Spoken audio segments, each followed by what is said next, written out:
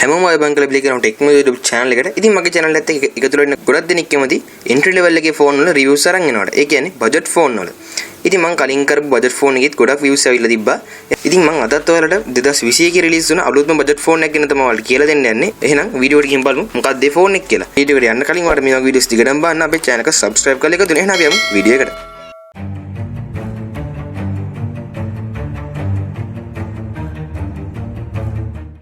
ඉතින් අද කතා කරන්න යන බජට් ෆෝන් එක තමයි Samsung ලගේ අලුත්ම ෆෝන් එකක් වන Samsung Galaxy M02 කියන ෆෝන් එක.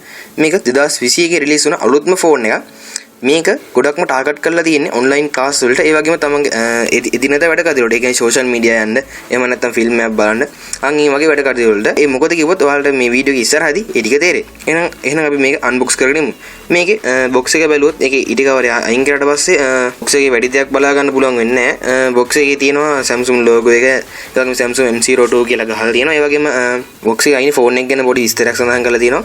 මේ එහෙනම් අපි මේක අන්බොක්ස් කරලා බලමු.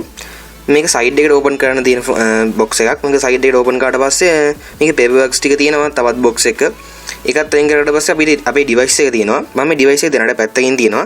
ඩිවයිස් එක පැත්තකින් තිබ්බහම අපිට මයික්‍රෝ USB කේබල් එකක්, ඒ වගේම charging adapter එකක්, SIM ejector tool එකත් අපිට බලා ගන්න පුළුවන්. එහෙනම් දැන් අපි ඩිවයිස් එක ගැන කතා කරමු.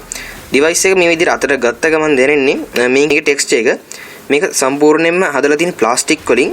ඒ වගේම මේක පිටිපස්සේ මැට් ටෙක්ස්චර් එකක් තමයි තියෙන්නේ. ඒ කියන්නේ පොඩ්ඩක් අතට grip වෙන ටෙක්ස්චර් එකක් දාලා තියෙන්නේ. ඒ වගේම මේකේ ෆෝන් එකේ එජ් එහෙම හොඳට කර්ව් කරලා තියෙනවා. අත් දෙකේ හොඳට තියාගන්න පුළුවන් විදිහට. ඒ වගේම මේකේ සයිඩ් එක බැලුවොත් අපිට සයිඩ් එකේ වොලියුම් කන්ට්‍රෝල් කී එකත් පවර් බටන් එකත් බලා ගන්න පුළුවන්. ඒ වගේම මේකේ යට අපිට charging port එක, audio port එක වගේම මයික්‍රොෆෝන් එකත් බලා ගන්න පුළුවන්. මේක ඩිස්ප්ලේ එක ගැන කතා කරොත් මේක ඩිස්ප්ලේ එක ගන්න තියෙන්නේ 6.5 inches PLC Infinity HD plus display එකක්. අපිට එළියෙන් බලා ගන්න පුළුවන් මේ ටික විතර. එහෙනම් දැන් අපි බලමු ෆෝන් එකේ ඇතුළේ මොනවද තියෙන්නේ කියලා. මේ ෆෝන් එක ඔයාලට මිලදී ගන්න පුළුවන් version දෙකකින්. ඒ කියන්නේ 3GB RAM එකක් එක්ක 32GB storage එකක් එකත් 2GB RAM එක 32GB storage එකක් එන දෙවර්ගයම ඔයාලට මිලදී ගන්න පුළුවන්. ඒ දෙකේම පොඩක් මිලගෙන නම් පොඩක් වෙනස් වෙනවා. ඒකේ අතේ මේ තියෙන 2GB version එක. ඉතින් මේ ෆෝන් දෙකේම රන් වෙන්නේ නම් Android 10. ඒ වගේම මේකේ One UI 2.5 කියන සිස්ටම් එකත් එක්ක මේක හොඳට perform කරනවා.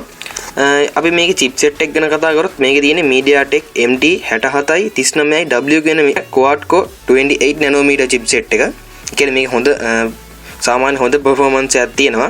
අපි මේකේ කැමරා setup එක ගැන කතා කරොත් selfie කැමරා එක 5 megapixel තියෙනවා. ඒ වගේම පිටිපස්සේ main කැමරා එක dual setup එකක් විදිහට ඇවිල්ලා තියෙන එකේ ඒකේ wide lens එක 30 megapixel, ඒ වගේම macro lens එක 2 megapixel එකක් තියෙන්නේ. මේකේ macro lens එක නම් එච්චරම clear විදියට photos අපිට ගන්න බෑ. අපි එහෙනම් මේකේ security ගැන කතා කරමු. මේකේ security ගැන තමයි complain කරන්න ඕන කරන්න තියෙන්නේ. මොකද මේ price range එකත් එක්ක එන ගොඩක් phone වල fingerprint sensor එක තියෙනවා. ඒත් මේ phone එකේ නම් fingerprint sensor එකවත් face unlock එකවත් දාලා නැහැ. අපිට තියෙන pattern එකක්, pin එකක්, සාමාන්‍ය password එකක් තමයි මේක security හැටියට පාවිච්චි කරන්න පුළුවන්. ඔයාලට face unlock එකක්, fingerprint එකක් ඕන නම් ඔයාලට ඕන වෙනම app එකක් download කරගන්නත් පුළුවන්.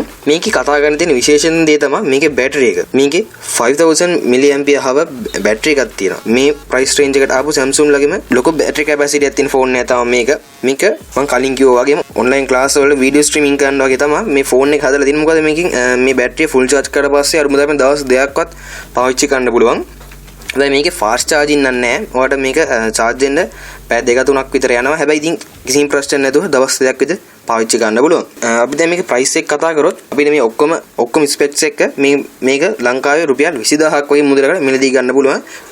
2GB version එක 3GB version එක 23000ක් වගේ වෙනවා. ඒ කියන්නේ මේ දෙකම 25000 වඩා අඩු price ranging යන phones දෙක.